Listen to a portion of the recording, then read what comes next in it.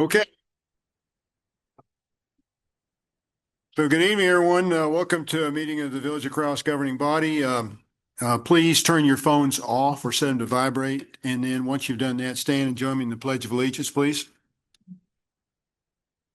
I pledge allegiance to the flag of the United States of America and to the republic for which it stands, one nation, under God, indivisible, with liberty and justice for all.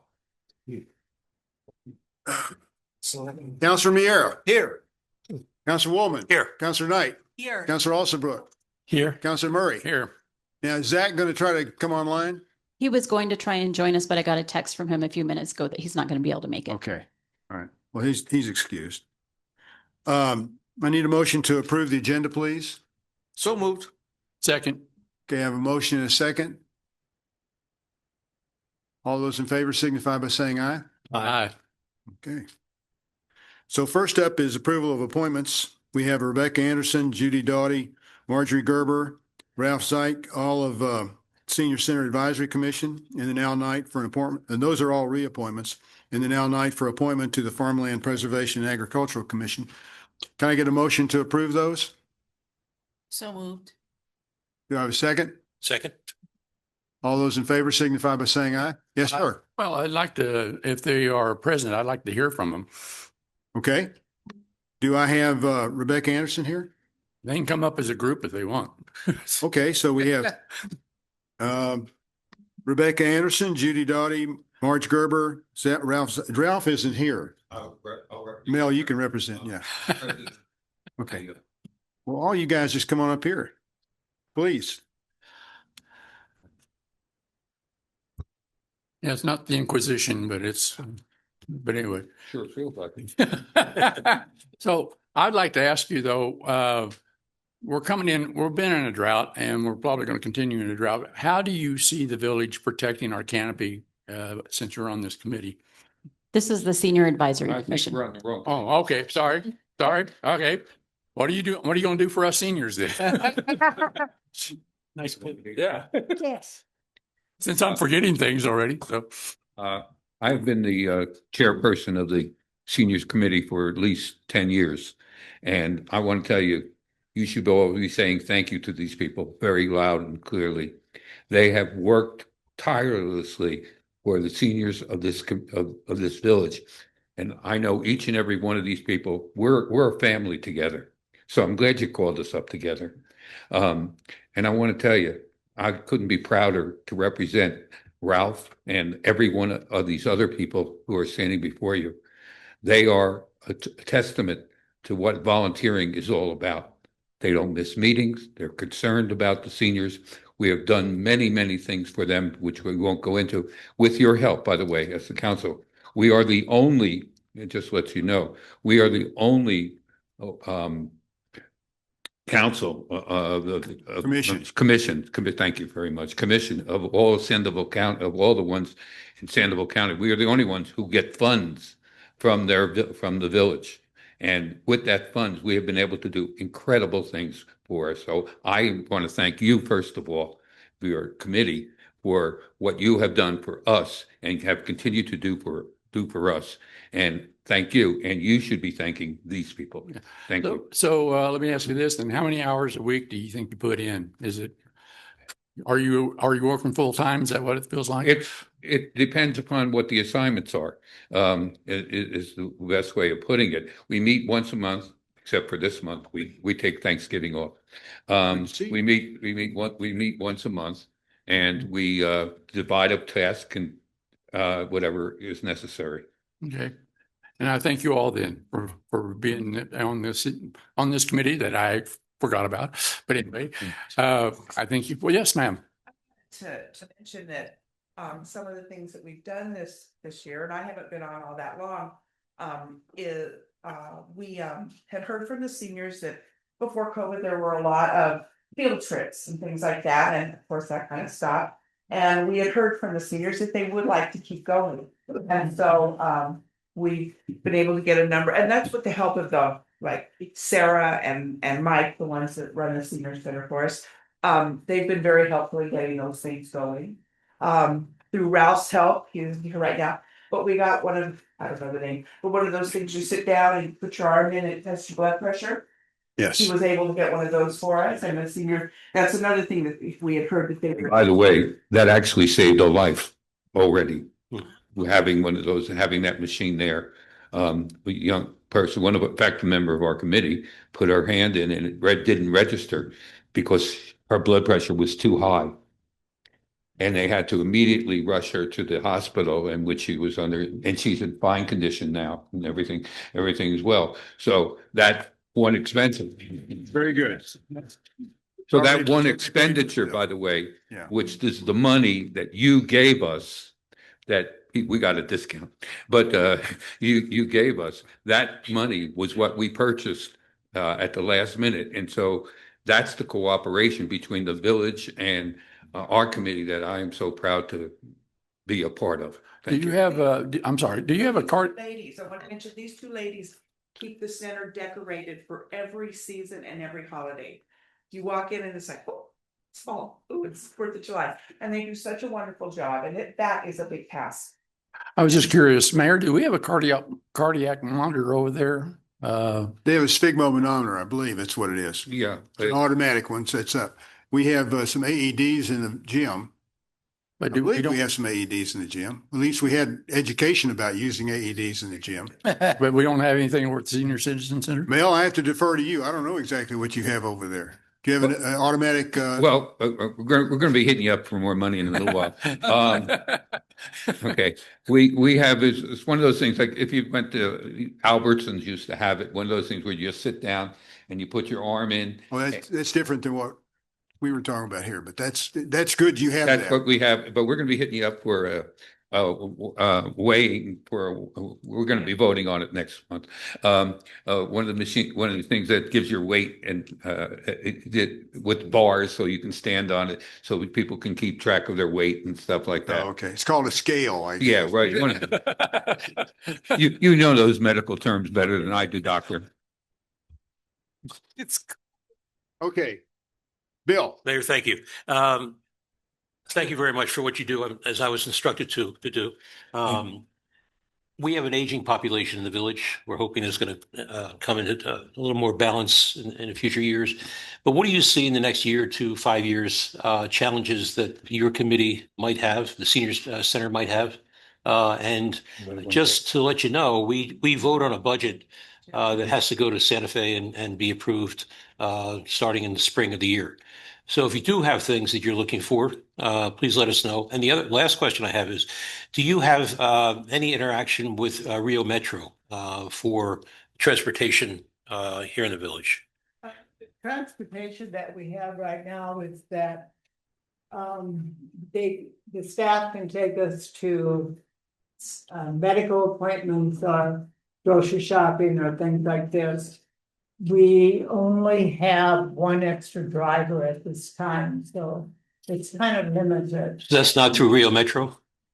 No. No. And also, one of the big things too that they do is meal. Right now, we have 50 homebound meals that they take out every day. Which is quite a bit for the small community. It's the Meals on Wheels program? Meals on Wheels. And the meals prepared at the Rio Rancho Senior Center? Yes. Yeah, okay.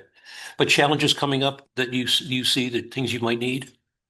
The trips Well, since are. we have these people here, we do need another volunteer driver. And if anyone would like to come by the senior center and volunteer, we would sure enjoy that. Well, do you guys do anything with Village in the Village? Yes. As Okay. a matter of fact, we used to have a very close relationship. Unfortunately, we had a person on our committee who was also on the Village in the Village. And we do have good contact with them, but that person is no longer with us on the committee, our committee. So your conversations aren't as frequent. That's right. That is correct. Okay. All right.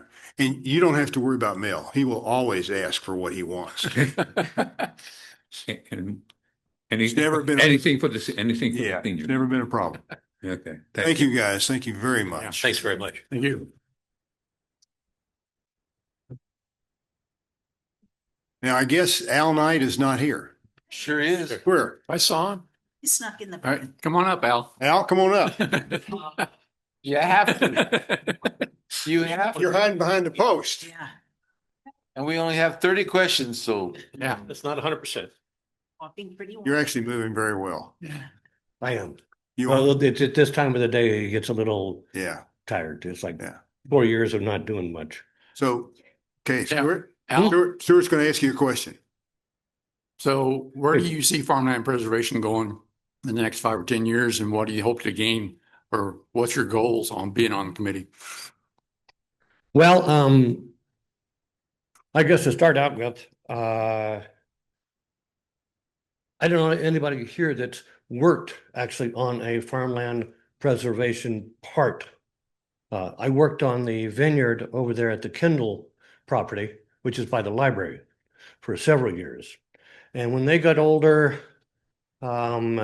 he tried to sell the land and put part of it into farmland preservation. And it is a nice piece of property. And the person that bought the land got that as kind of a bonus. But they had to put a well in. They had to, because it was illegally done. So the process of turning that into farmland preservation land was fairly extensive, but it worked out well. I think that there's, being on the comprehensive plan committee, we looked at a lot of that stuff, and it's nice to have open spaces, not open space, but open space is an open space. This is open space to where you can have some space around Corrales, which is, I want to say preserved in some sort of farmland type of setup. Because if you have farmland preservation, you have to do something with the land. That guy is growing alfalfa, I think, on the land, and because you have to, or you lose the farmland preservation deal. So if you're trying to preserve, I don't want to say farmland, farmable land, open space is, the open space, the farmland preservation is a great way to do it. Thank you, Al. Yeah, Anyone else? Al, thank you so much. sure, Thank you for joining this committee. no problem. Take care. Thank you. And the rest of you. And a happy holiday. Happy holiday, everybody. Okay, I need a motion to approve. Oh, I have a motion. and You have a second. motion. Okay. All those in favor signify by saying aye. Aye. There you go. Now we are graced with the presence of Brittany Gom to present an update on applications to the Office of the State Engineer. Oh, Mike's going to speak first. Mike Hammond. First. Good evening, Council. Thank you, Administrator Curry and Mayor Fahey. The presentation this evening is going to include a presentation by John Stump, who is joining us virtually to give you kind of an overview of his work he's doing relative to the 40-year water plan, and also just kind of give you an overview before we launch into the details of Brittany's fine work on getting the village's water rights in order. So I'll turn it over to John. Can you guys hear me? Yes, John, thank you for being here. Well, thank you, Mayor Fahey and members of the council, and also Mr. Curry, Administrator Curry. I appreciate the opportunity to talk tonight. I wanted to give a brief overview, or I've asked to give a brief overview of where we're at. And if you remember at our last meeting, there was a pretty extensive presentation about talking about what the situation is with the village water rights. And so Brittany's going to give you an update on that tonight, but I wanted to kind of step back and kind of step through that again. If you remember, there was a big water rights audit that was done, and it identified some issues that needed to be taken care of, and some actions that needed to be taken care of. And part of those actions are what Brittany's going to speak about tonight. Some of those actions included over diversions, and non-compliance with the village water rights permits. We've been working with the state engineer. When I say we, I mean Brittany's been doing a great job talking with the state engineer's office and the folks over there who have enforcement powers and have the ability to enforce against the village, but they've chosen not to do that. And they've chosen not to do that because they want to work with the village to get all of these compliance issues taken care of and to set the village on a path for the future so that these compliance actions they don't continue and they'll be done for the future. At least there's a path forward for the future. As I said, the next steps of this process are going to be to file a combine and commingle permit. So we're going to Brittany's getting all the water rights audit issues taken care of. We're going to get the over diversion issue taken care of. And then the next step is to allow you to maximize the use of your water rights. So you have individual water rights that are attached to several permits, and some of those permits are areas where they're not used very frequently. And combine and commingle will allow you opportunity to maximize the beneficial use by spreading out the ability to use all of your water rights in the majority of all of your wells. So you're sort of commingling and putting together all of your water rights in sort of a single application. Even with that, combine and commingle, the next step is going to be to take care of that over diversion problem. And the village doesn't have enough water rights right now to cover all of the diversions that it needs. So there's going to be a next step in the process, and that's going to be to get your 40-year plan approved by the state engineer's office as part of this combine and commingle, and that'll protect the water rights that you have. Under state law, you're allowed to hold water rights representing your reasonable needs for the next 40 years. And so in doing that, you're protecting your water rights from forfeiture and abandonment. So if there's any of those water rights that you hold that aren't being used for a period of time, as a municipality, you're able to protect those water rights so that you can plan for the future needs and plan for the reasonable needs of your community. So part of the next step is going to be to get enough water rights to cover the under diversions that are out there next. And that will be the final step in the process, including and except for the big picture issues that Mike has been talking about with respect to the village participating and working with agricultural needs within the village and to keep it rural and to support and promote agricultural within the village. That's kind of the big picture next step. So we're going to take care of the water rights problems. We're going to develop an application to combine and commingle and then submit the 40-year water plan with that, protect the village water rights, and then acquire enough water rights to be able to make sure that the village is protected from compliance issues with the state engineer's office on your permits in the future. With that, I'd be glad to answer any questions. If you had any questions, sorry, I maybe talked too fast. I tend to do that. I apologize for that. And maybe I could turn it over to Brittany if you don't have any questions. Councilor Murray, you have a question? Yeah, just maybe a quick one. So my understanding from the last presentation is that when you have these water rights and they get transferred, you've got to demonstrate by pumping for a year, X number of gallons, I guess, of water. Is that correct? Yeah, what the state engineer, excuse me, Mr. Mayor and Mr. Administrator and Village Council, you demonstrate what you call a proof of beneficial use. And what that does is that allows you to exercise the full beneficial right that you have for that permit. And then the state engineer will give you a license or a declaration, or I'm sorry, a license for that amount of that beneficial use. So let me ask you this question, and maybe this is totally off topic. Could the village lease some of these water rights to demonstrate part of this demonstration of need? Mr. Mayor and members of the council and Mr. Administrator, I think the answer is yes. I think you can lease water rights that will help you, but you do have to worry about where those water rights are used. In other words, in your permit, you have a place of use for that water. So if you're going to be expanding that use beyond that place of use, you'll have to get a permit from the state engineer's office to be able to do that. No, I was thinking maybe the farmers co-op, if they were running into a drought, could we lease water to them to allow them to make up for shortages in the MRGC system? Well, Mr. Administrator and Mr. Mayor and Village Council? The answer to that is probably not likely because irrigation and agricultural uses are not you're not allowed to use those as a purpose of use in your permits today. That doesn't mean that you couldn't ask the state engineer to expand your purpose of use. Right now, you use it for municipal purposes, for irrigation, and for fire suppression.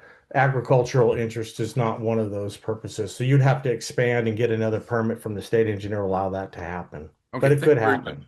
Thank you very much. Yes, ma'am. Thank Yes. you, Mayor.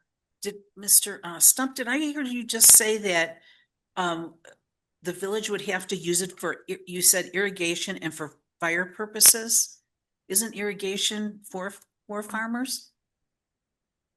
Mr. Mayor and members of the council and Mr. Administrator, irrigation in this needs is really, in this case, is really for the village irrigation. You have parks out there that you're irrigating.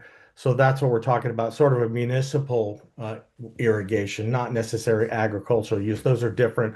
A farm product versus growing grass or trees or providing water to a park is different. Okay, and I have one more question. Go ahead. So the state identified that Corrales didn't have a 40-year plan. Is that correct? They do not have a 40-year plan. There's never been one actually submitted to the state engineer's office. And what usually happens if you don't submit one?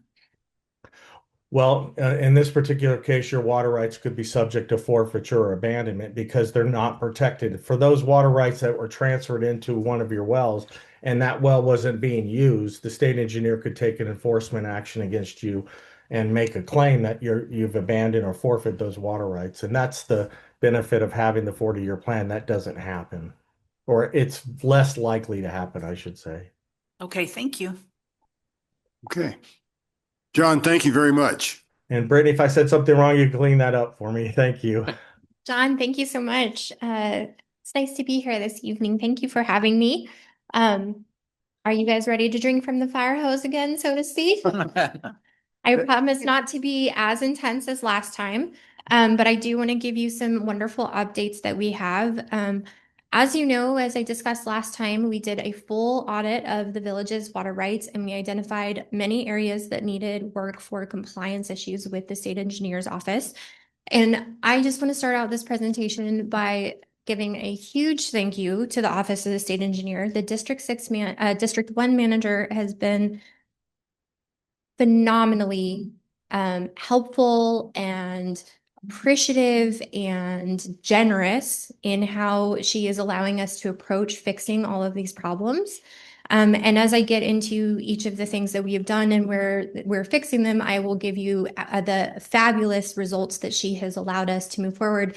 That is not necessarily how they allow everyone to do this. And one of the reasons that she is being so amenable with us is because we came to her with the problems. They didn't have to come after us. You know, we did the audit. We said, look, we're really sorry. This didn't happen when it should have. Please let us fix this now. We really want to get everything into compliance and back in good standing.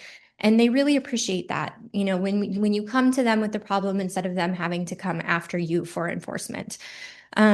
So the first thing that we've done is there were several of the wells, two wells and a surface water right in the village that were not in the village's name, but were owned by the village. And so we have filed change of ownership forms for those. That includes the old bank well, the old church well, and then a part of the field that's next to the library or the Juan Bass Gonzalez Lot 1. Okay. And so those change of ownership forms have been approved by the state engineer. 2 of them have been recorded with Sandoval County, and I'm still waiting for the county to record the surface water right, but that should be done this week. We also needed to file several of extensions of time. This is when you don't meet a deadline that's put into your permit for filing your proof of beneficial use report showing that you've put your water rights to beneficial use. Typically, this is for both proof of beneficial use, and it used to be for proof of completion of works, which is showing that the well had the capacity to pump the volume of water that its permit allowed it to pump. In the intermediary, but since the permits were issued, and today when we did the audit, the state engineer is no longer requiring proof of completion of works, and the state engineer was very generous in waiving us doing extensions of time on those proof of completion of works. So even though our permits required that we filed that, they didn't make us do the extensions of time, and they're not making us file the proof of completion of works, which has to be done by a stamped professional engineer. So that was a big savings to the village right there. Not to mention that the fact that it's not, there are penalty fees involved with every year you're late for these extensions of time. So it was a big chunk of change that the state engineer saved the village by not requiring that we have to do these extension of time and proof of completion of works. All of the PBUs have been filed, and the state engineer district manager told me that she is personally going to be working on these. She hopes to have them done by February or March of this year. That will require her to come do a site visit to visit all of the wells. I'll come out with her, and we'll work with both the fire chief and the public works director to take her to see all of the wells and show her the meters on those wells. And then when we get those final PBUs approved, that's kind of the last step for those permits that were outstanding. So that's a really good thing. So we had missing PBUs for the water rights that were moved into the library well, the water rights that were moved into Salsi Park, and the water rights that were moved into the fire suppression wells. So again, those are all been filed, and we hope to have approvals in February or March. Historically, a proof of beneficial use report would then result in a license from the state engineer's office. The state engineer is no longer issuing licenses. They may pick that back up someday in the future, but as long as we get a paper cover back saying they accepted our proof of beneficial use, that's kind of the last step for us. If we someday get a license in the future, that's just an extra benefit that we might have. Two of our permits, the water rights that were moved into the library well and the water rights that were moved into the fire suppression well, those permits required that we file surveys showing where the water rights came from. Those were not ever filed with the state engineer's office, and it's very difficult after 20 years to ask somebody who, they may not have even owned the land anymore when the water rights were moved off, to ask a surveyor to come onto their property and survey them. And so again, the state engineer district manager has been extremely generous, and she let me do alternative mapping to provide these maps. So in the case of the library, I was able to do a compilation MRGCD map where I showed the full MRGCD map and then a blowout of where the water rights came for that file, and then a Google Earth overlay for the fire suppression, where those water rights originated from. And both of those mappings have been accepted for filing. So those, again, are checked off our list of things that we need to do and complete. We talked a lot about over diversions. You have in front of you a memo that I've prepared. This is the over diversion payback plan that we proposed to the Office of the State Engineer. This is a revised version, because the first version, what I proposed is that our main municipal wells currently have a lease on top of them from Bernalillo for 30 acre feet, and we have not fully utilized our lease each year. That lease was from 2020 to 2030, and so we have 5 years where we under diverted the lease. And I requested that the state engineer allow us to use those under diversions to pay for our historic over diversions that we had wrapped up prior to the lease. Again, this is not necessarily always how they do things, but they were very generous in allowing us to do this. There will be one final step for completing that piece of the over diversion plan. We will have to pay Bernalillo an extra storage fee, because what happens with the lease when we don't use it, every year we get our allocation for the lease, and we can use up to 30 acre feet. When we don't use the full thing, the water rights go back to Bernalillo's permit, and then they get stored in Abiquiu, and Bernalillo has to pay a storage fee to keep those water in the Abiquiu Lake. And so if we're asking to then go back and use ones that we didn't use in the past, but we're going to use in 2026 to pay for this over diversion, we need to provide Bernalillo with the payment for storage. It's a nominal fee. It's not very much. And so it's a really phenomenal deal for the village to be able to use these back unused leased water rights to pay for this portion of the over diversion. So that took off 28 acre feet from our over diversion requirement using water rights that we basically had already paid for. And we just have this nominal small fee to pay Bernalillo in 2026 to complete their storage requirement that they've been holding them in storage under. So when I first presented this to the state engineer, district manager, she called me into the office and we went over it and I showed her how all the math would work with the spreadsheets and she agreed that it looked good and she'd accept that part. And then I showed her a memo from 2003, I believe, where the state engineer had recommended that the over diversions from the fire suppression wells could be paid with under diversions in other years from the same fire suppression wells. So the fire suppression wells in the late 1990s and early 2000s, we had some years that went like this. So one year it'd be really high and then one year it'd be really low. And then one year it'd be really high and then one year it'd be really low. So they recommended taking those really low years to pay for our really high years. And so when I pointed out that the state engineer had recommended that we do this and we hadn't followed through in 2003, but could we follow through now? Again, she was extremely generous and she agreed that she would let us use under diversion from the fire suppression wells to pay for over diversions, including from the last 5 years.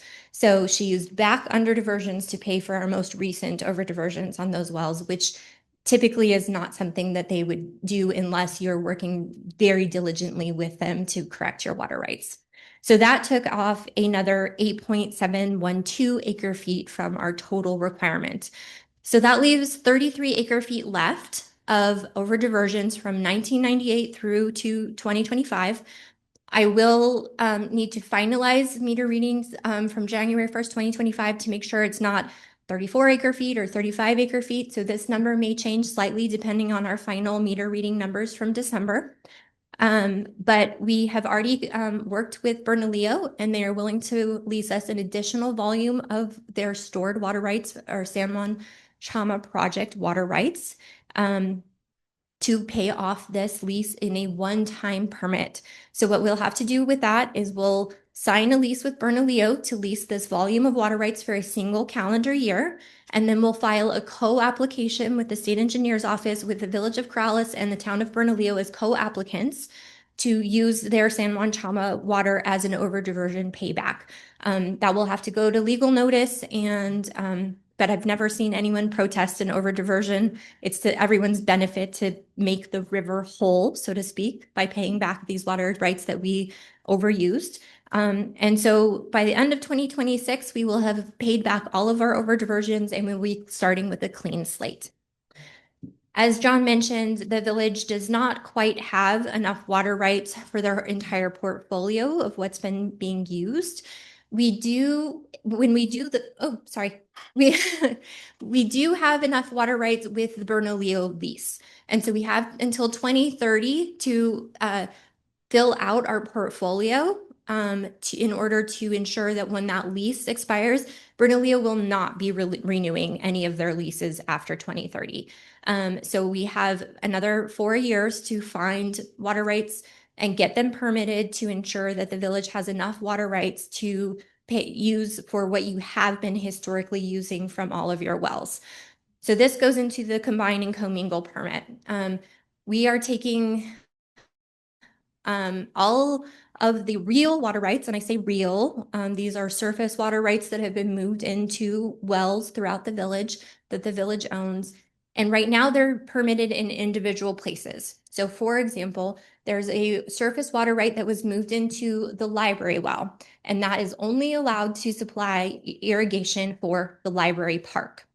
And nothing else. And so what we're doing, and then there's another one, Salsi Park has an irrigation water right stacked in it.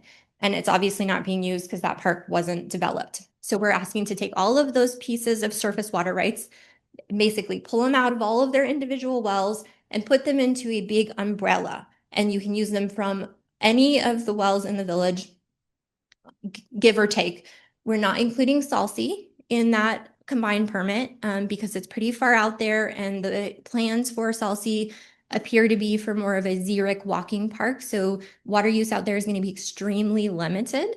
And you have a domestic sanitary 7212-1 permit in that well for 3 acre feet. And that's plenty for a bathroom or some light irrigation or water fountain or anything you need out there.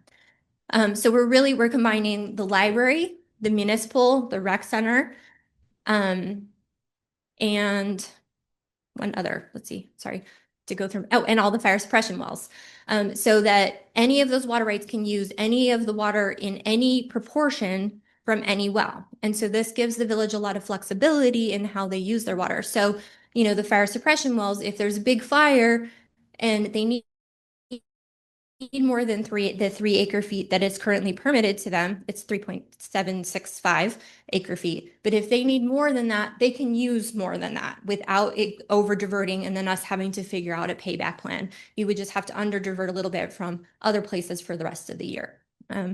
So we are pretty close to being ready to file that application. I think in the next week or two, we will be able to get that filed. That will go into it'll be legally noticed. The public will have the opportunity to protest.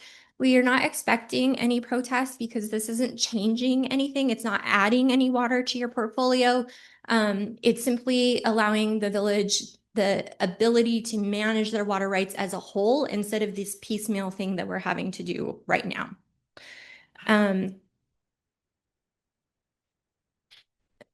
Once that permit has been approved, then it's time to start looking at, you know, adding more water rights to the village portfolio. And that brings me to the valuation. I believe that last time I was here, there were some questions about the value of pre-1956 water rights versus pre-1907 water rights.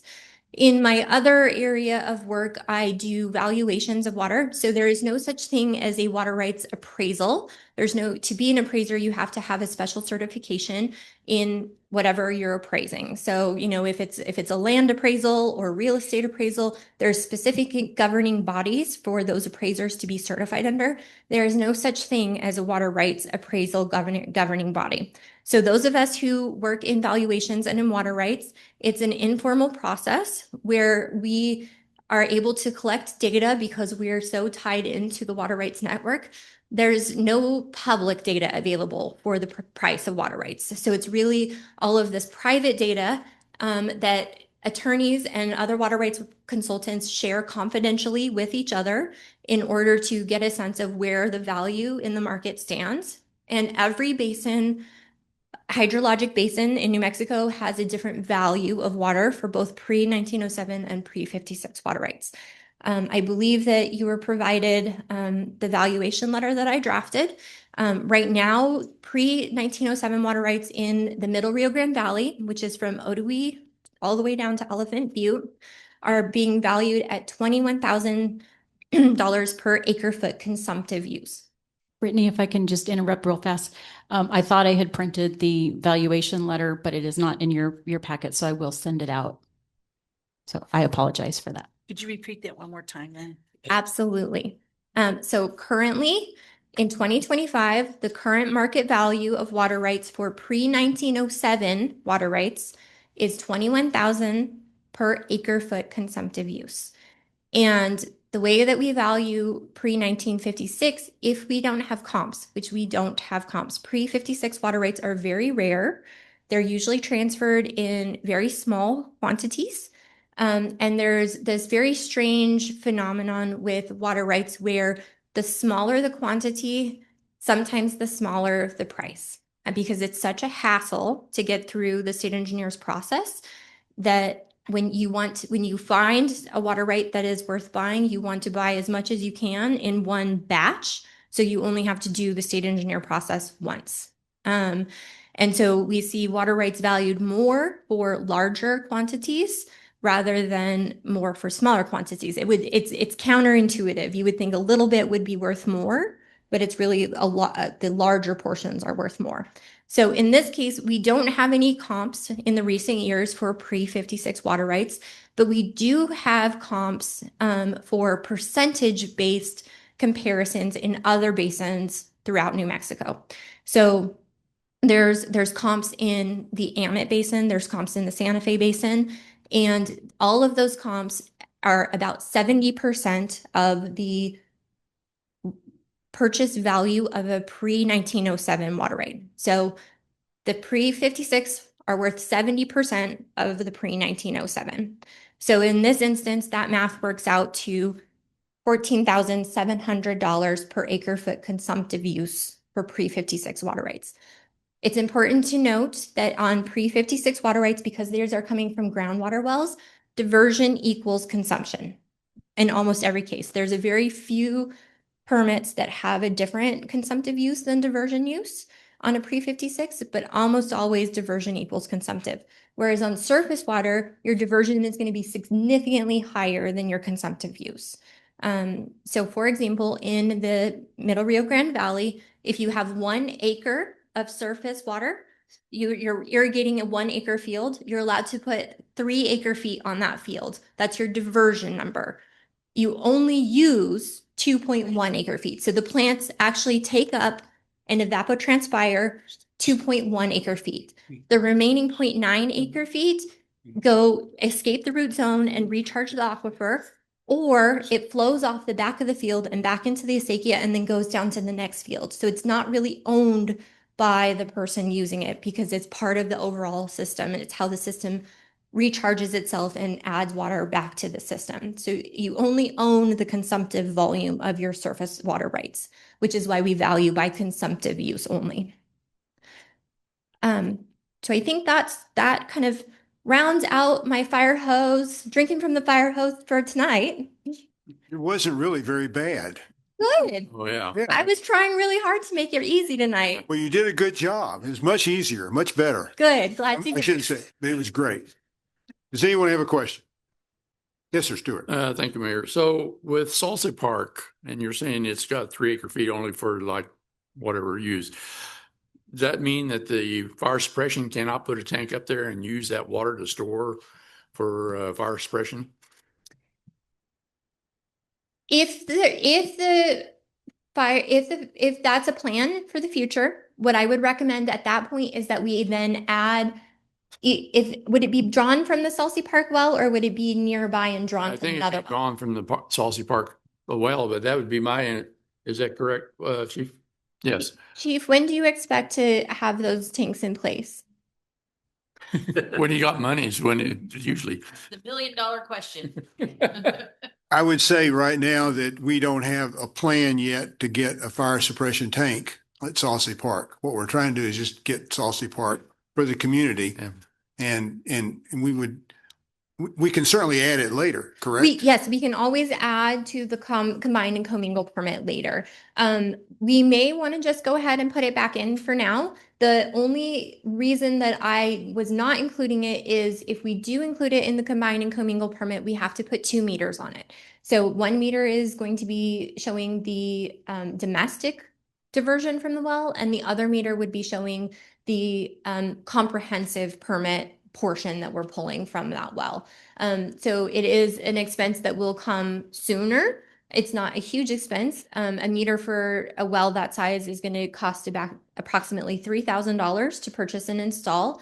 But it will need to have those dual meters. Right now, there's no line to show, so that we're going to be showing 0 reads on that second meter, which is not a problem.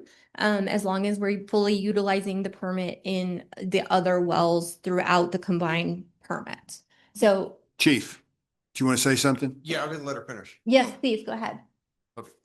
Mayor, Council, thank you. So the next, under the administrator's report, I was gonna give an update about Salsa's Park. As you know, I've been constantly trying to pursue some sort of water storage tank or something for Salsa Park. So I would recommend that we'd still have that planned in. Okay. But I do have a question, since you talked about fire suppression a lot here, and we currently have domestic, non-domestic. We have the 2 meters. We've been reporting that. So if we go under the umbrella, if that's what's accepted or suggested, does that mean that I only have to have 1 meter on the well? No, I'm sorry. You're still going to have both meters. Okay. Yes. Your reporting and the way you're doing your meter readings is going to stay exactly the same. That nothing about the permit is going to change that component. Okay. And I guess So we do have some safety net. You mentioned that if I overdraw, let's say we have a big fire and I overdraw on the fire wells, that we would have to take from other locations to try to make up that deficit. I mean, there is a safety net, right? Because we can't predict. Yes. And, so we want to make sure we have plenty of water in reserve for that. Yes, and that's one of my recommendations to the council is to think about your long-term planning as part of the 40-year plan. It's thinking about how are we going to ensure that we are fully protecting the village from fires, which, I think there's a lot of research that it's going to happen more and more, and the Bosque is more and more at risk. So there is this component that we could be using a significantly more volume towards fire suppression. And the great thing about being a municipality and having that 40-year plan is you don't have to PBU your water routes. You don't have to put them to beneficial use. You can file extensions of time and say, we have a 40-year plan in place. We're going to use them in the future.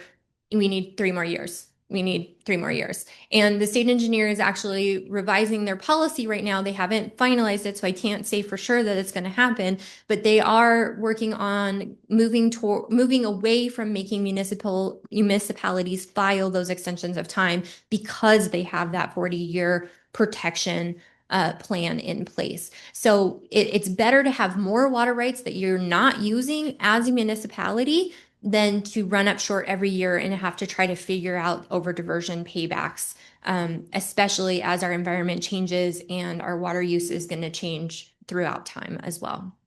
So you're saying we can hoard water rights? No, you can't hoard water rights. You can't hoard and you can't speculate on water rights. Those are 2 very no-nos in the state engineer's world. But you can accumulate enough water rights to show that, look, we have these plans in place. These are our future plans. We're not ready to implement them yet, but we are going to implement them in the next 40 years, and we will need the water rights when those plans are implemented. So it's a math equation. How often do you have to upgrade your 40-year water plan in order to not, we sort of missed the boat, so to speak, and we've gone 20 years now. So do you do a review every 10 years or 5 years or what? We like to do a mini review every 5 years and a full update every 10 years. Okay. Yeah. All right. Did somebody have a hand up? Yes, sir. Councilor Mira. Real quick, so does that mean the new wells or the existing wells we have now, they too shall be putting on the 2 meters just to be on the safe side? If we get this combine and commingle permit, Yeah. most of them will require 2 meters because they have a domestic component to them. There are a few wells in your municipal system that do not have a domestic component. Those will only require 1 meter. Councilor Murray. Thank you. So I'm confused, I'm kind of like each hose. I know, but to demonstrate this use of water, can we also use it in the Bosque? I mean, are we restricted? One of our types of use on our combine and commingle permit will be fire suppression use. And so, yes, if there is a fire in the Bosque and that is something that you beneficially use the water for to protect your community, absolutely, that counts as beneficially using the water. How about protection of the trees, from dying and so forth in drought? I mean, is it, this is a big what if. I mean, the Bosque, if we get in a drought and then there's no water in the river and we want to keep the Bosque green to prevent fires, just can we use the water at that point for it's almost a irrigation, but that is a very difficult hypothetical question. Do you have an answer, Mike? Okay. We've run Mayor Council, we've run into this situation in a different part of the Middle Rio Grande Valley where folks want to irrigate the Bosque to preserve the cottonwood stand or whatever the case may be from an environmental perspective. That requires a separate water right. But as we've discussed before, we're developing a 40-year water plan now, and we have to have a community planning initiative to determine exactly what the future of Corrales needs to plan for. And if it if we want to plan for some municipal water component within the commercial corridor, or, you know, whatever the case may be, that's one piece. Do we want to plan to have the ability to support our farmers in a water shortage situation? That's another piece we need to talk about and plan for. And then if you do want to quote irrigate the Bosque, that would require a specific, you know, purpose of use and place of use that could be described in the 40-year water plan as something that the village is interested in doing. So that's a future initiative. And as I've mentioned to you, this body before, is we're launching into some significant studies about the availability of groundwater, the quality. You heard from NMED that the quality of groundwater is something we need to try to address as well. We also need to decide as a community how much do we want to include in not only this 40-year water plan, but on a revised 40-year water plan in the future to cover all of the extensive needs that the village may wish to pursue and plan for and acquire water rights for. So those are very logical steps that we must decide to move forward on. But right now, the work that Brittany's doing, the work that John Stump is doing to redraft the 20-year-old 40-year water plan will bring us up to where we are today, clean up all of our issues with the existing water right systems, and we have to plan for the end of the Bernalillo San Juan Chama lease that expires in 2030. We need a minimum of 50 acre feet. And there's been discussions about, you know, whether, you know, pre-56 water rights are adequate, or if we need to bite the bullet and buy the much more expensive pre-1907s, which are logically one of the sources of water that we probably need to pursue in the long term. But we also need to follow this current contract that this administration has entered into to ask the state engineer to rule upon the validity and the transferability of the pre-56 water rights that we currently have under contract. So we've got a path forward, and we've got a great team, as you discovered, working on this for you. And I think keeping that continuity going forward is critically important. Councilor Knight. Mayor, so when you were just talking, you talked about helping farmers. So, and the question that I asked Mr. Stump was that, could the farmers use it? And he said, no. Currently, no. For irrigation for village properties. So are you saying that there would be some kind of a contract, you would go with the state and say, you know, is that what I'm hearing, or what? Yes, sure. I should have mentioned this. As part of the combine and commingle permit, we are changing the restricted individual uses from all of these individual water rights to as robust a type of use as possible. So we are listing domestic, industrial, commercial, municipal, irrigation, fire suppression. So every type of use that we can use will be listed on our permit so that we have the maximum flexibility. And if the state engineer approves that combine and commingle permit, then yes, we could irrigate any parcel within the village limits.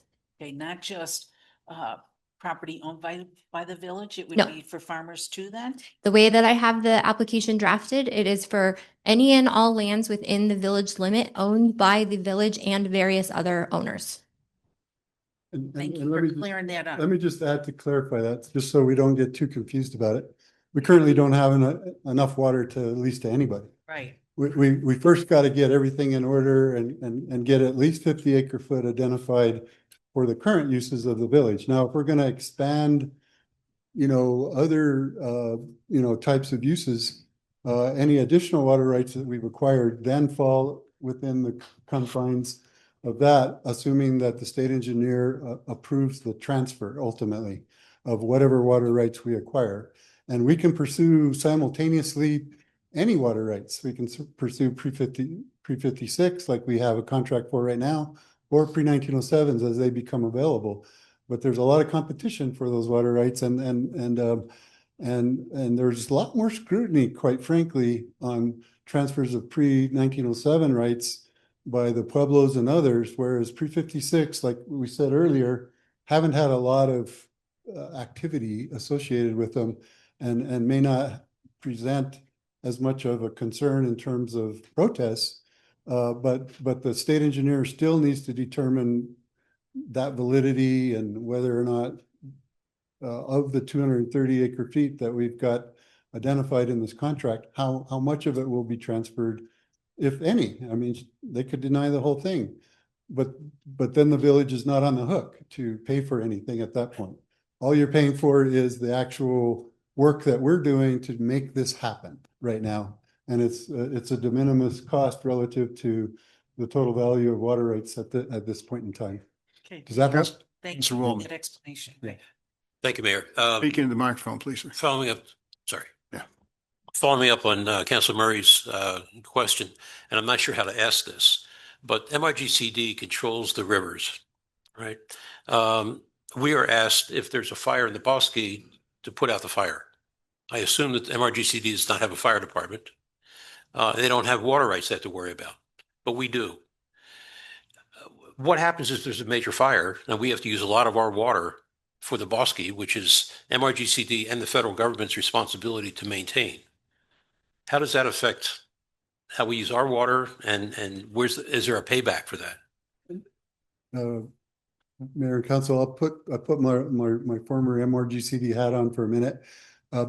Back when I was there, and I think that it still holds true with the leadership at MRGCD, they allow for the village, in fact, to even check up the drain, maybe during fire suppression season, to have the ability to just drop suction pumps into the drain and utilize that water for fire suppression. That's a standard. There's not even a water rate requirement. I mean, you have to report it to the state engineer, but there is no permitting requirement when it's an emergency response. So that's one avenue available that would, kind of eliminate the need for the village to use a whole bunch of its water from its tanks and whatnot. And it doesn't take long to drain 500,000 gallons of water in a fire, right, Chief? But to have that option available, I think MRGCD would allow for that. They also help respond with equipment. I mean, if it's a really bad fire, MRGCD is right there with their bulldozers and other things as well. Federal government is a whole different issue. I won't wander into that topic right now, but they certainly at the state engineer's office don't require a permit per se. I know they at the Hermit's Peak Calf Canyon fire, they had to address the draining of a particular lake, Story Lake and others at that time, but they did not have anybody make up that water rate permit, but they did issue an emergency permit to pull from there. Okay, great, thank you. Councilor Alsterbrook. Thank you, Mayor. I guess this is actually a bit of a follow-on to Councilor Waldman. Councilor Murray. That's right. Go ahead. Did I follow up? Oh, go ahead. Go ahead. Go ahead, John. Bunch of fine gentlemen up here. Regarding the content of a 40-year water plan and the elements that are in it, is fire suppression something that is an allowed element? In other words, we don't know when it's going to happen. We don't even know how big it's going to be, but we're going to use a lot of water, and that's part of what we're doing. Is that allowed? Okay. All right. Yes, Thank you. Yes. Yes, sir, Stuart. So if I understood you right, and you said that the pre-1907 for the Middle Rio Grande Valley is around 21K, is that the most expensive groundwater? I mean, the rights, water rights? Not by a long shot. Okay, so probably the same thing on the pre-1956.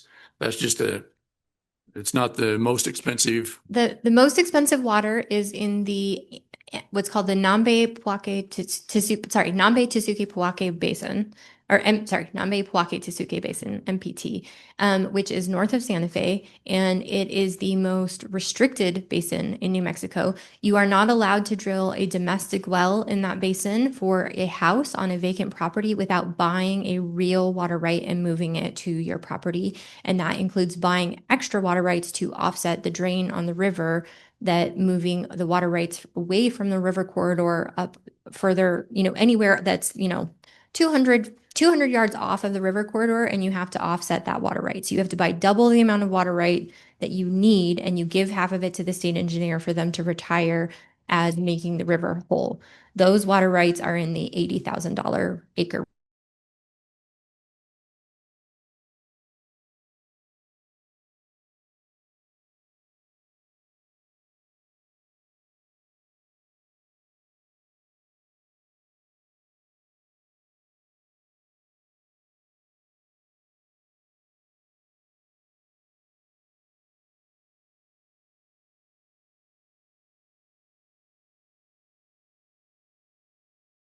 Coming.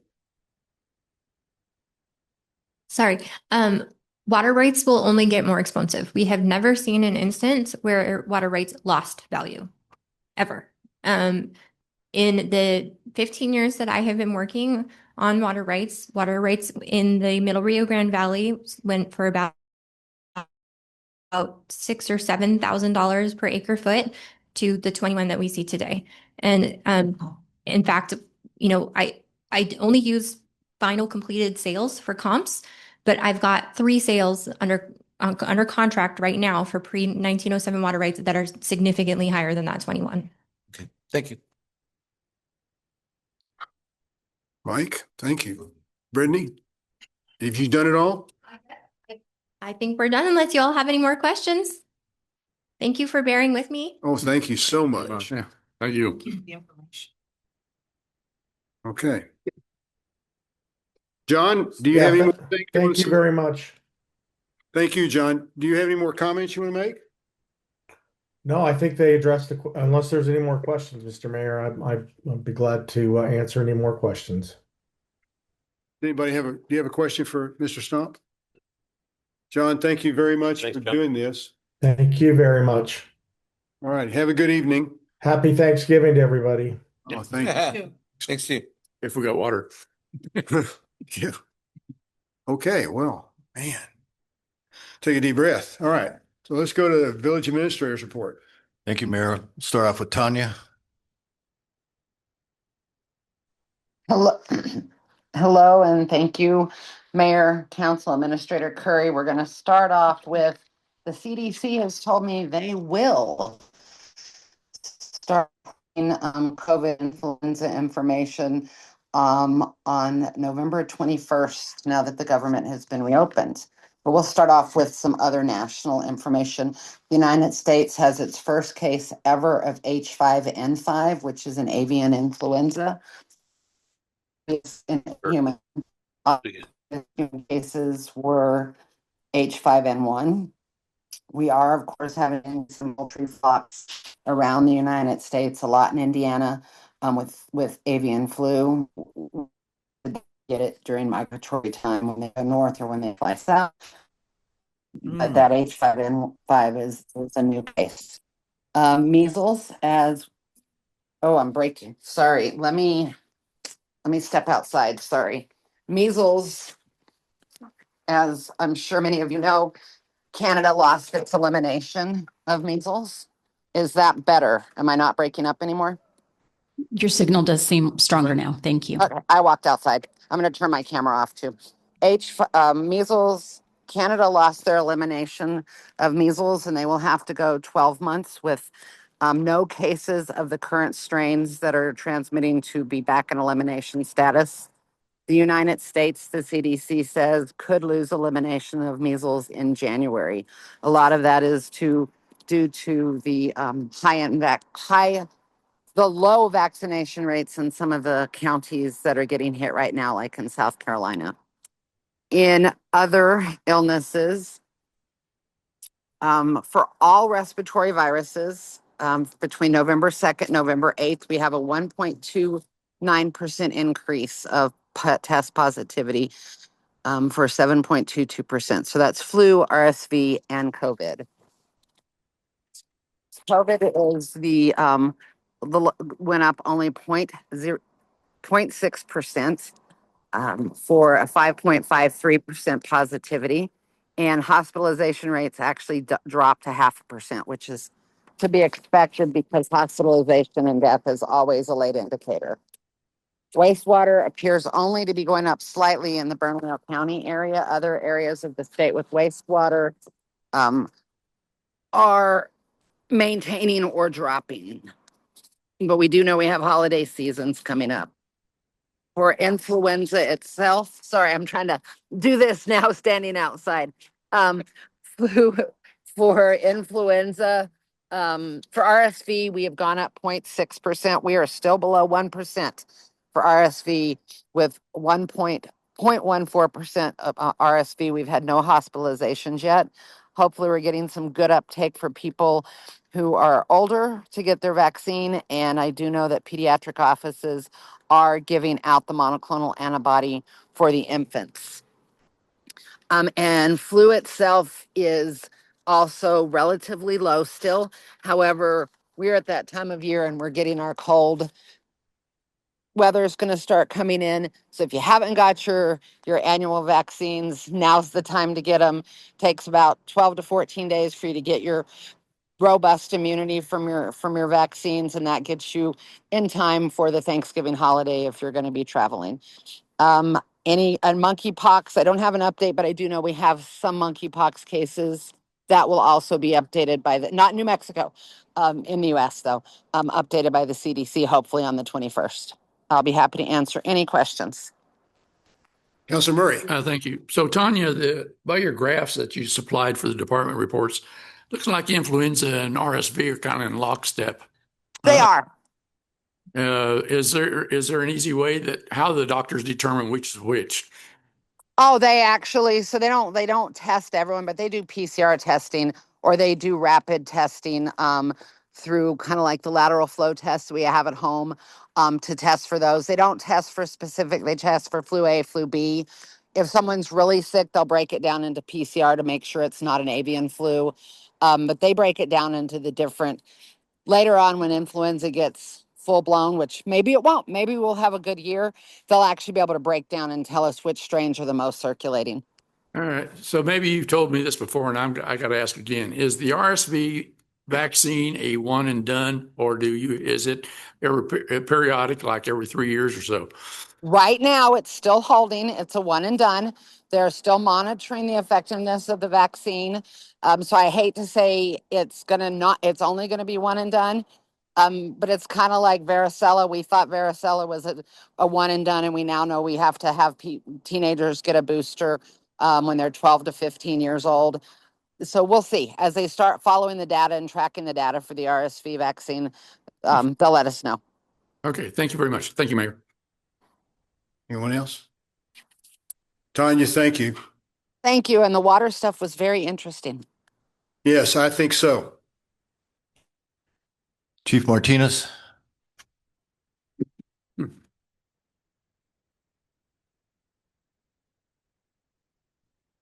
Mayor, Council, thank you. Administrator Curry. I was asked to give you an update, kind of where our status is. I try to do it every couple of meetings. First thing, Corrales firefighters are out inspecting, painting, adding new reflectives to some of our hydrants. So on Loma Larga, you probably started to see that they're kind of coming together, a new standard. They're really standing out at night so you can see them. And we're going to get our hands on every hydrant that we have installed and inspect them. And so we have a process that we have to inspect annually a couple of times, and every few years we have to flow test to make sure that it's still, to standard. So if you see a firefighter out there, wave, say hello, maybe not honk, you might scare them. So, Might wake them up. Mayor, Council Waldman, I'd like to add to your question that you had for Mr. Hammond. You had a second part there that I don't even know if it got answered, but I think I have an answer for you. So yes, we can use our water for fire suppression in the Bosque. No, we don't send a bill to MRGCD, but we capture all that. So if there's a fire, and we're using our wells or something, we're going to do our best effort to calculate how much water we may have used because it has a value. Yeah. And then we use that for in kind. So you've heard me before say that, if we have a bosque fire, we own it. The village of Corrales is fully obligated for fire suppression costs in that bosque. So it's in our best effort to, apply for declarations immediately through FEMA. Hopefully they get approved. And whatever that threshold might be, it could be $200,000 that we're going to have to pay out of the village of Corrales as matching funds. And anything above that, if FEMA approves, will be paid for by the feds. So that's where that dollar value would come in to take it from our threshold to use in kind possibly. Again, it's always up to them if they want to approve it and any of our equipment and so on. So I just wanted to answer that second part for you. If I could, would that qualify then, that we have this new fund that could be used for matching for federal funds? Can that fund be used to reimburse the village if we have to do a match with FEMA? There was about $75 million put in 2 years ago. I don't know what it was last year, but for municipalities applying for federal grants, and there's a required match, 10%, 20%, whatever it may be. You could apply to that fund to use that money for your municipal match. I believe Tanya has an I answer to that don't question know for you. how that would work. Sorry? Tanya has an answer to that question for you. Tanya? If I understood the question right, it's if the match fund could be used for fire suppression, firefighting activity. Can it be used as your match if FEMA requires a municipal match? So if there's a fire, they do require a municipal match. It's 25% if they approve the FMAG, the fire management grant. However, my understanding is that fund is only for capital projects. Okay. Now, I'm not above trying because, Chief asked about the other stuff, but Yeah, I understand it's capital. Okay. we'll try anything. Thank you, Tanya. That makes sense. You can always ask. We could always ask. Yeah. And I like asking. Okay. So just to give you an update, I'll try to run through this. There's a lot of talk about water tonight. And of course, this is the most important. No, just kidding. So Andrews Lane, so let me back up a little bit. We are all the way to the Bosque. I think I've already given an update. We have a hydrant at the very end of Dixon. That hydrant there is to serve a purpose for any sort of not only residential fires, but Bosque fires. We have added a new hydrant component to that hydrant. And I was trying to see if I can bring it up on the screen, but it was too difficult. It's called an eye hydrant, some new technology. Other municipalities are using it. It's not cheap. We had it in our budget. It's about $7,000. There's an annual fee. But on my computer back there, I can actually log in and I can see what my pressures are. I can see what the temperatures are. I can run data reports. So it's I would say a poor man's way of doing hydraulic modeling that other big cities and water departments are doing. This is important for Corrales because this is our first one that we've ever done, so we're testing it. I've already submitted to the State Fire Marshal's office, and they're going to take it up to the Insurance Services office. If we could get accreditation that it's considered a hydraulic modeling, that's going to change the way that we go out and actually test hydrants. We are always, I know that there was a lot of talk about water rights and fire suppression. I assure you, we don't waste water. And we're actually trying not to waste water when we go and test hydrants. We can flow 5,000 gallons out of a hydrant just testing it. And now that we're up, 60 some hydrants, that's a lot of water. So we're making every effort, and I want to share that with you, that we're trying to be conscientious about the water use and try and come up with this new technology to try to make our job a little bit easier. So new, exciting stuff that we are doing and incorporating into our system that the State Fire Marshal has their attention, that we have their attention, and they're trying to pursue it to see if we can get credit for it. So Chief, let me ask a question. Does that allow you to modify an existing hydrant or have to replace it with? No, we can modify it, and we have firefighters. We've been trained to do it. And the next level, we're going to train our public works. So all the hydrants that we've been putting into our system, with the exception of when we first started, has been a standard Kennedy KD 81 or a certain model, because we carry all replacement parts. We have all the tools that if there's an issue, Public Works and our firefighters, we can go out there and repair it ourselves. So it keeps the cost down. So, yeah. So with that, we are now at Andrews and La Entrada. So we're waiting on line spots. Hopefully our construction crew will start construction from La Entrada, I should say East La Entrada, all the way to Krellis Road. And we're going to have a hydrant right over here by Ron's office or in that proximity soon, probably within the next month. So we're excited. We're going to be adding 2 new hydrants. With that, we're taking the hydrant that's on our water tank back here at the Village Hall. And that right now is a gravity hydrant. And we're going to make it a pressurized hydrant off of our system, which we're going to then reevaluate that tank, maybe get it inspected to see the feasibility of relocating that tank at another location, which Salsa Park might be an option. So we're trying to take that asset, reallocate it to another location where we don't have water, but we may have a well that we could fill up the tank for fire suppression. When they're complete with that project, we're going to continue going south on Andrews as far as we can with funding. My goal is to get to Priestley because Tanya, as you know, she's really good at grants. We applied for a $500,000 fire protection grant through the State Fire Marshal's office. The $500,000 grant was to connect our rec center system, Jack and Bore underneath Corrales Road, come across to Priestley and connect to my Andrews line that we're working that direction. We have been accepted. They approved the grant. We have not got the money yet. I have already been meeting with contractors so we could try to fast track this so we could start the project, get underneath Corrales Road from the rec center before we don't want to impact Growers Market. We don't want to impact soccer or any other sort of events that we have at the rec center. But this is a very important project. And I believe I've been before you telling you how the rec center is a very unique system because we spent a lot of effort and money to get a very large well at the rec center that produces 400 gallons a minute rather than some of my other wells that only produce 50 gallons a minute. So the recovery is going to be huge. So I did a little bit of numbers while I was waiting.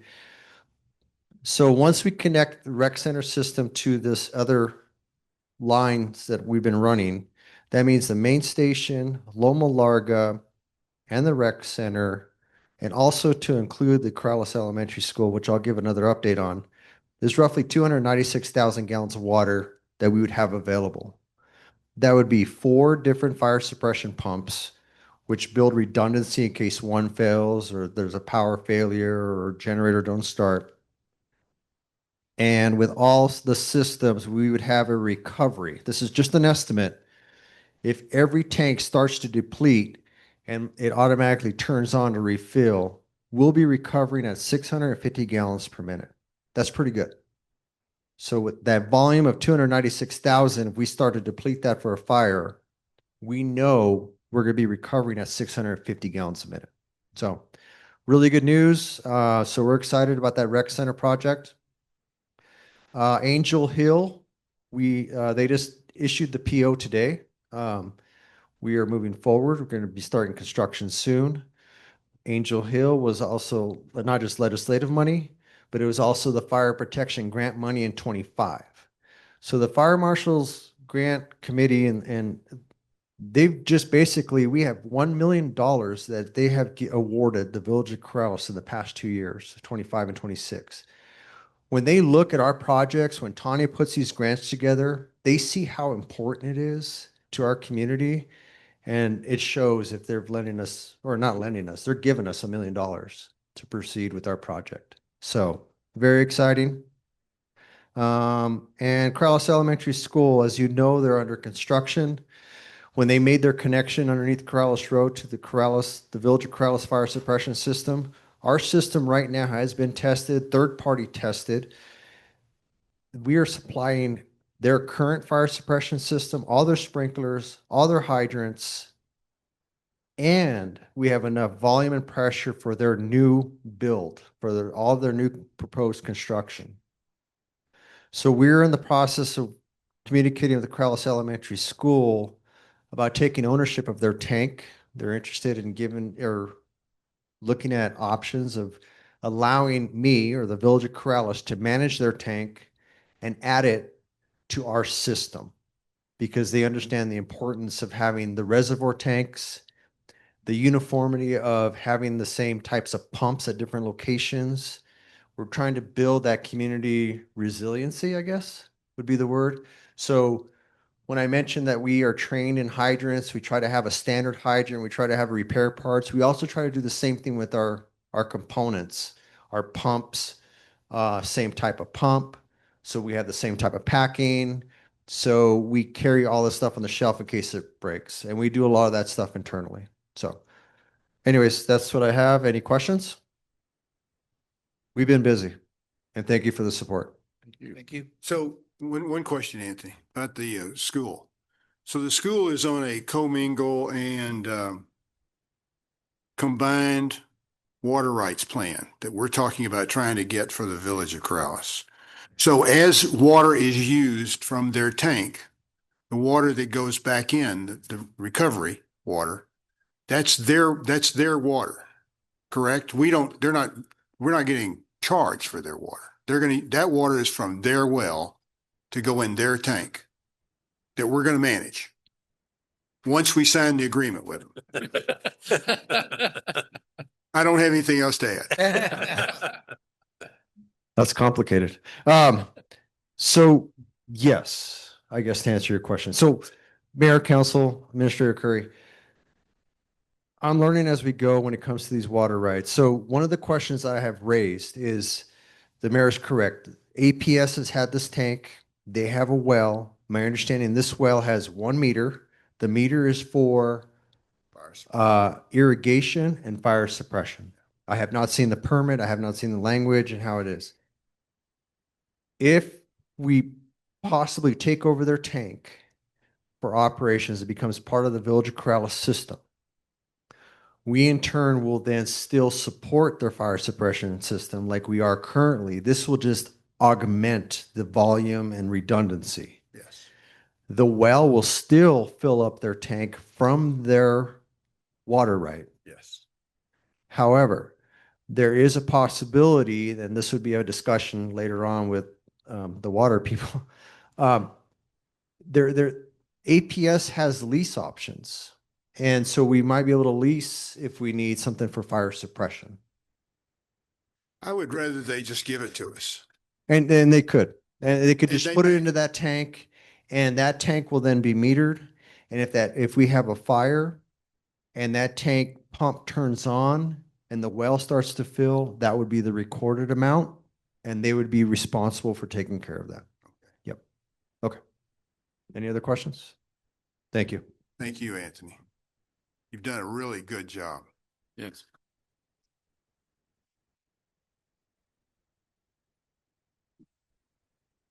Last thing, Mayor, I have is a report on the LGIP.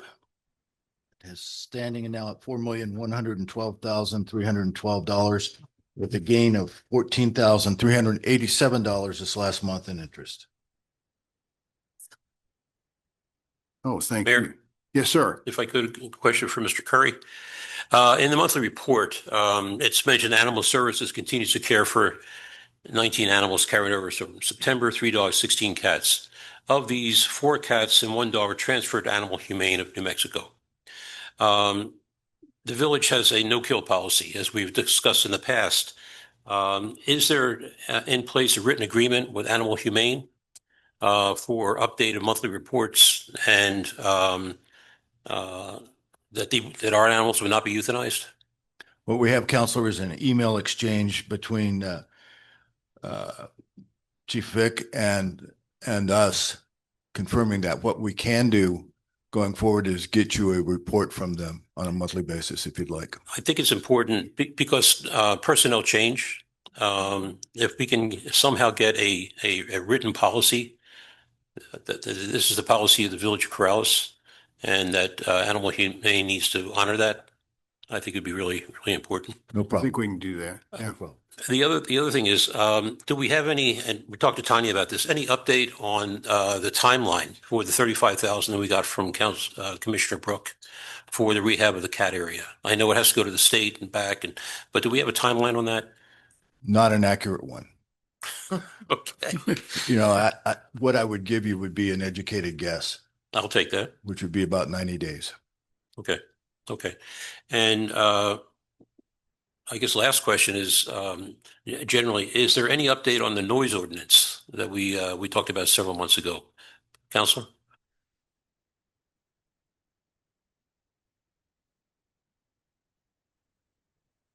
Since we last spoke, Melanie has been doing some searching for an expert as we discussed getting for the making recommendations on the ordinance and how to best measure noise for our purposes and so forth.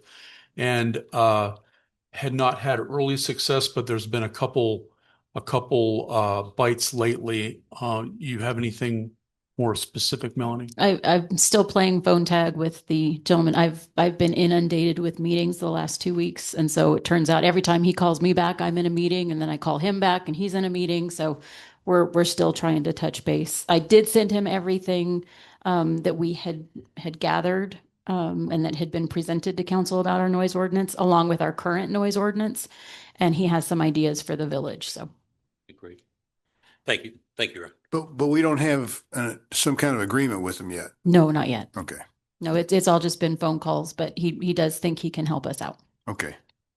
You may be getting into this later, but is there any update on the clean and lean? I think we passed last week. It looks like they're doing some work there. The property owner has filed a request for an appeal hearing, basically. And so we are working on getting that scheduled. So that's something when we discuss proposed meeting dates for 2026, we'll need to consider a special meeting in probably January for that appeal hearing. Thank you. But they did say they are working on cleaning It up the looks like property. looks like they're working on it. Yeah. Yeah. Yes, sir, John. Thank you, Mayor. This is a question about Public Works. Maybe Steve could come up for a second. Steve, could you come respond, please? I two things. One is thanks for the Saturday Village and the cleanup efforts. I hope that went really well. It looked like everything was full over there. So Yes, thank you. that was good.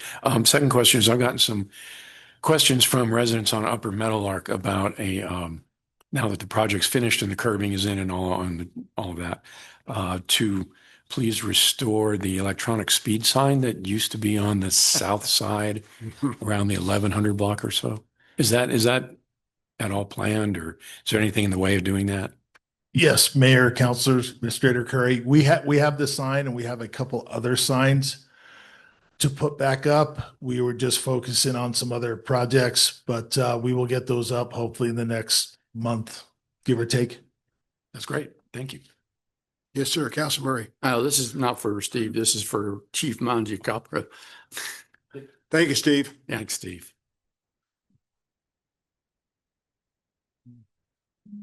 Evening, Chief. So I attended the MRGCD meeting last Monday or a week ago last Monday. Is the South Cabazon Bosque entrance, is that a hotbed of illegal activity? Because a couple of the homeowners kind of indicated that there was all sorts of stuff going on there. I'm just curious, do you get called out to the South Bosque entrance at all, or how often, or is it a lot? Council Murray, Mayor and Council, I wouldn't call it a hotbed. Primarily complaints of homeless encampments activity and so forth, which of course in and of itself is not a crime. So we deal with if there are any type of trespassing issues, illegal burning, those types of things that can be addressed and enforced upon. Well, they had talked about illegal drugs and also exposure and things like that. So I was just curious, do you get a lot of calls down at the south end? No, sir, not with respect to those matters. Like I said, primarily we get reports of homeless folks if they are in violation of any types of laws or trespass, and then we help them move along. But we have not gotten specific complaints about drug use or other crimes being committed there. I'd encourage them to call us and report them. That's the only way we're going to know. Okay, thank you. Yes, sir. Thank you, Chief. You're done? I'm done. So we'll move on to Coriolanus Forum. This section is for informational purposes only, not for discussion and debate. To inform the governing body of an issue or a concern that would not be addressed on the agenda during the business session, there will be a 3-minute time limit for each speaker unless otherwise announced. You have a list. Our first 3 speakers are all from the Corrales Kiwanis Club. So up first, we have Rusty Picard. If you'll come to the podium and state your name and address for the record, you will have 3 minutes. Oh, before you start, Rusty, did you get that fire truck started? No, we're ordering a fuel pump for it, I assume, and I think a fuel pump will be the magic. Every year we go. Plus a bunch of other stuff too. Okay, just wondered. Every year we have that I problem. want to see it leading the Starlight Parade. Hi, I'm Rusty Picard. I live at 349 Cielo Sol. The reason I'm here, the last meeting, we all came from the Kiwanis Club. We presented a check, and one of the things that happened during the this portion of the meeting, something came up about stealing of campaign signs, and it brought Kiwanis into question. It brought some of our members into question, and I heard things that I knew myself actually weren't, maybe not the whole story. So I'm here to read a letter from the landowner who can't be here tonight. He submitted it, and there was no way to get it in the record other than somebody reading it. The land is owned, or the property is owned by Chris Sandoval. He sent a letter. Dear Mayor Fahey and Village Council members, regarding statements made during the October 28th council meeting, I am writing to provide clarification and correct inaccurate information that was presented. I am the owner of the property located at 4499 Corrales Road, and I did not give permission for a sign to be placed on my land. Upon discovering the sign, I requested that Kim Stewart remove it. When she was later observed taking the sign down, she was not stealing it. She was acting at my direction. Any suggestion to the contrary is simply not factual. I respectfully request that this letter be circulated to all council members and any other individuals who need to be informed of this clarification. Additionally, I ask that it be read into the official record at the council meeting scheduled for November 18th.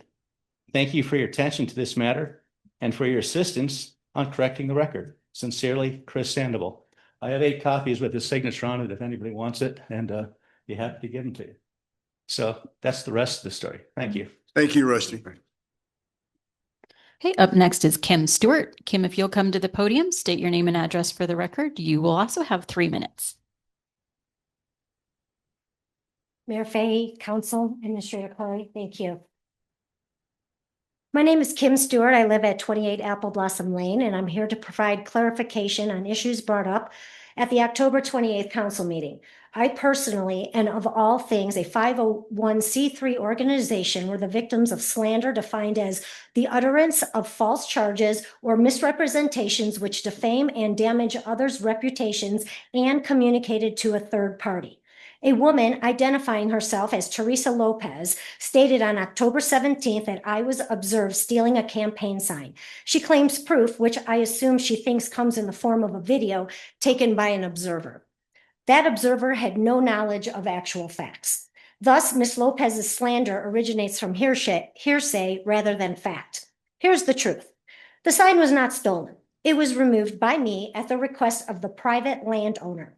The tenant in his building gave permission without authorization from him, who in fact did not want the sign on his property.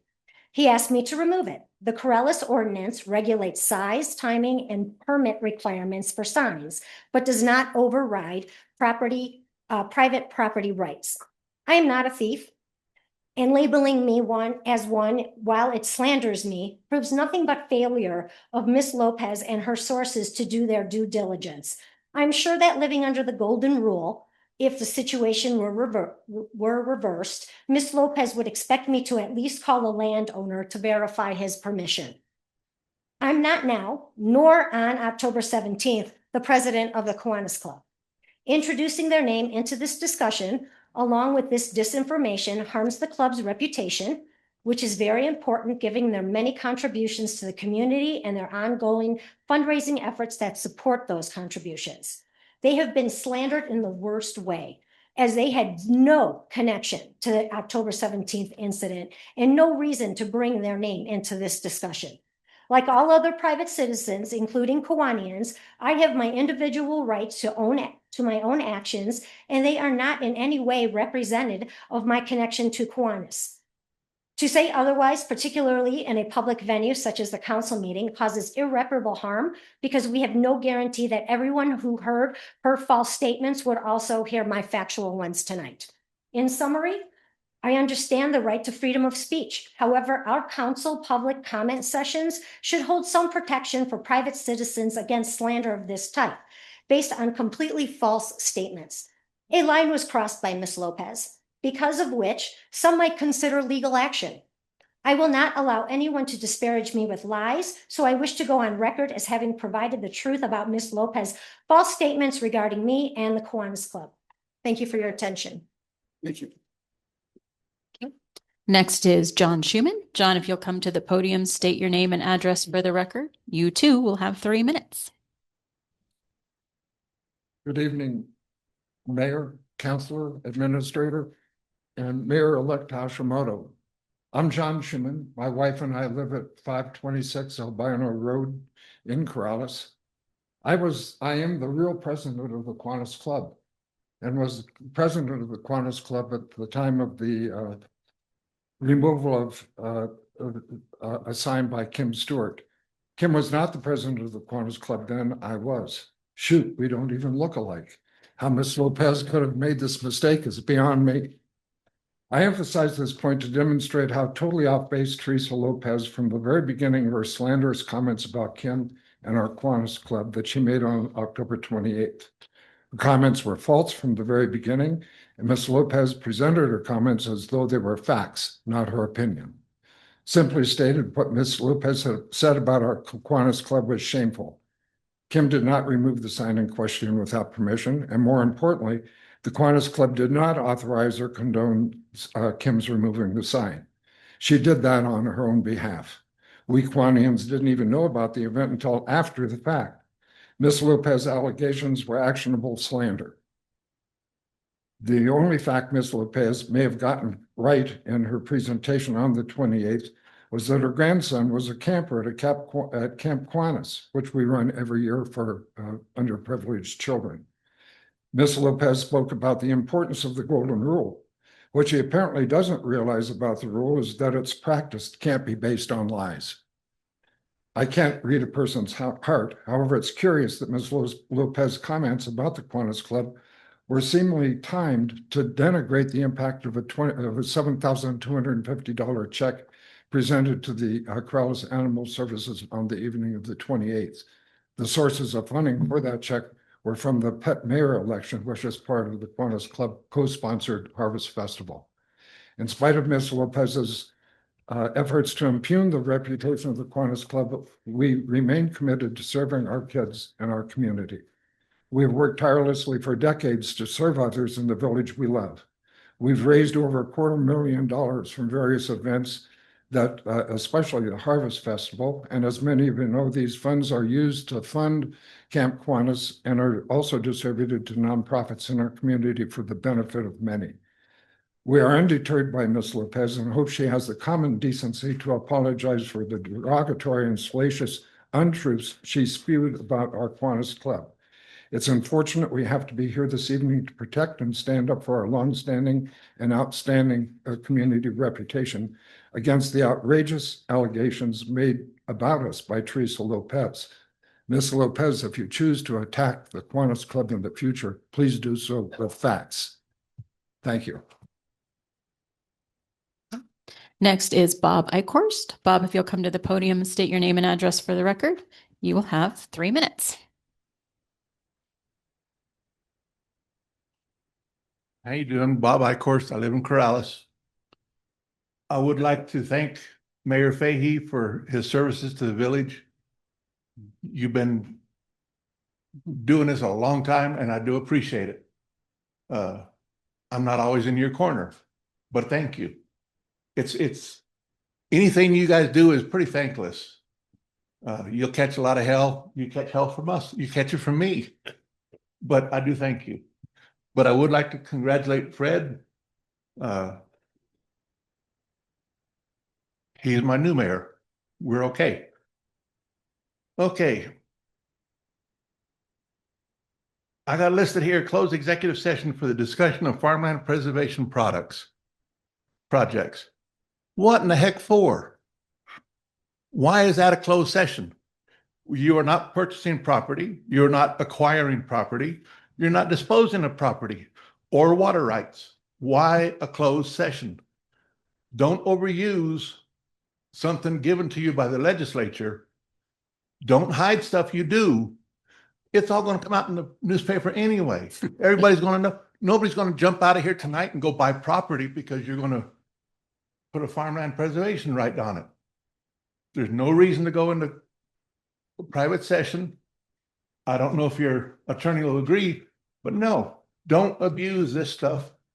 You're not hiring anybody. You're not firing anybody. You're not buying something. You're not selling something. So there's no reason to go into closed session. Keep your sessions open to us. That's why we're here. We're here to watch what you guys are doing. That's our interest. And as far as, and I hadn't heard anything about Teresa or the Kiwanis Club. I've been accused of so many things over the damn years. Big deal. We don't take an oath of obligation when we come up here. I didn't swear to God I was going to tell the truth. I just speak my truth. And if my truth isn't good enough for you guys, that's the way it goes. But let's keep everything open. Let us see what you guys do. That's what we're here for. Thank you. That's everyone for this evening, Mayor. Okay. Now we'll go on to Councilors Forum, and this section is for informational purposes only, not for discussion and debate. To inform the governing body of an issue or concern that would not be addressed on the agenda during the business session, a council member may respond to an issue or a concern brought up by a resident in the preceding Coriolanus Forum, but to remain in compliance with the Open Meeting Act, the subject will not be up for debate or discussion. Anybody want to talk? Okay, Councilor Alsobrook. Oh, we'll let you start. Thank you, Mayor.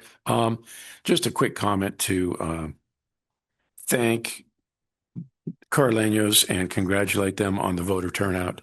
Oh, absolutely. I think we were second highest in the state. It was almost 1 out of 2 registered voters came out. 47%. 47, yeah. So good show.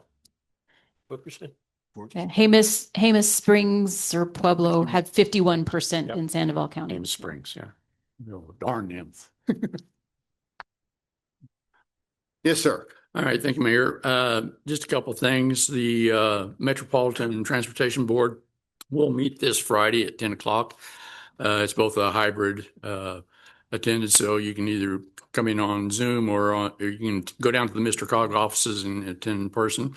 Also, earlier this month, the Water Resource Board met, and we were given a presentation by the New Mexico Water Fund and their efforts to prevent future forest fires.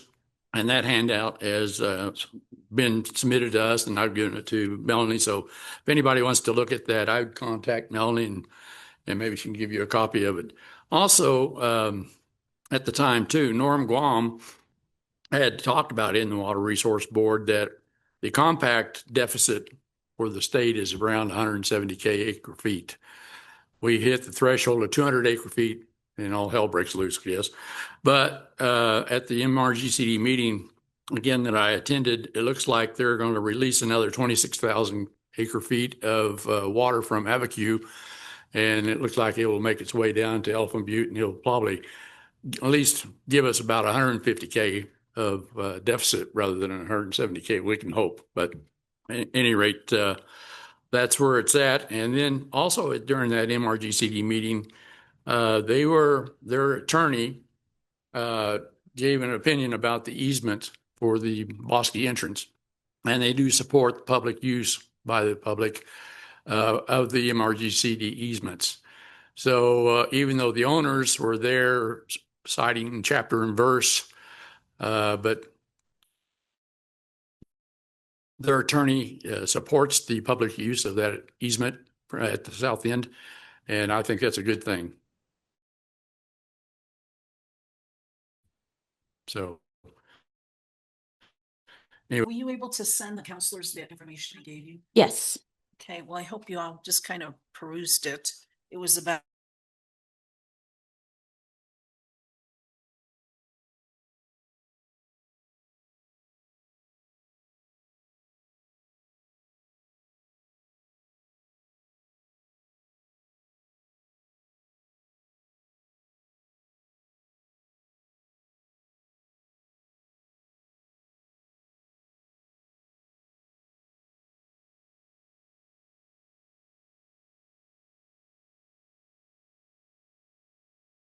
I'm sorry it's so late. I wasn't able to. Oh, no problem. Just said it's really well done. Okay. Pretty intense. If anybody out in the lobby can hear us, we're done. You can come back in. I think they all went outside. Should have talked about it, I think. Oh, no, he's here. I asked. He's going. and Didn't get a good answer. I know, well, I didn't. Okay, now we can, It's not your fault. I'm not saying, but I'm just, we didn't know. We should have. Moved to an open session. okay, Counselor Murray moves that we reopen the meeting. Second. There's 7, Okay, so we've had a motion and a second to open the meeting up. 1.2. Let's see. Counselor Mira, how do you vote? Yes. Counselor Woolman? Aye. Counselor Knight? yes. Counselor Alsobrook? Aye. Counselor Murray? Yes. Okay, so we're now out of closed session. No decisions were made, no votes were taken. According to, oh shoot, NMSA 1978, section 10-15-1 H, parentheses 8. Announcements for future agenda items. We're going to have a special meeting to discuss changes to lot coverage, and that's going to be the January I believe we settled on January 6th. 6th. Yes. Approval of resolutions for changes to para plans for police and fire. Have we determined that one yet? We're still waiting for para to call us back. We have to schedule those Right. at a time when they can approve it through their board, but we're hoping to bring it back to council in December. And then we're going to try to do a uniform traffic ordinance change in the first reading on 12/16. Yes, sir. Yes. Okay. Anyone? Sure, I had whatever. control over that. Yeah. Well, I would, okay. That, I We are thought, reviewing it. yes, I knew that. Okay. Anything from you guys? Well, also we're going to re-rank the properties or Yeah, we're going to do that on December 16th. Re-rank and decide which properties. Yes. For farmland preservation. Yes. Okay, anything else?